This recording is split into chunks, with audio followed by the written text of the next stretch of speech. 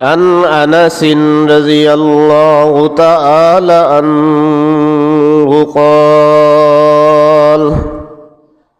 أن رسول الله صلى الله عليه وسلم খাদিমুর রাসূল হযরত আনাস রাদিয়াল্লাহু তাআলা আনহু থেকে বর্ণিত, তিনি বলেন, নিশ্চয় রাসূলুল্লাহ সাল্লাল্লাহু আলাইহি ওয়াসাল্লাম ইরশাদ করেন, বলেছেন, বর্ণনা করেছেন, উপস্থাপন করেছেন, বুঝিয়েছেন আমাদের মতো সাহাবায়ে কেরামদেরকে, ইন্নাল আবদা, নিশ্চয় কোন আল্লাহর গোলাম, আল্লাহর বান্দা ইন্তেকাল করে মারা যায়, ইযা উযিয়া ফি কবরিহি, যখন তাকে কবরস্থ করা হয় মৃত্যুর পরে। আমরা যারা মুসলমান এবং ইহুদি খ্রিস্টান, এই তিন সম্প্রদায়ের মানুষগুলোকে কবরস্থ করা হয়।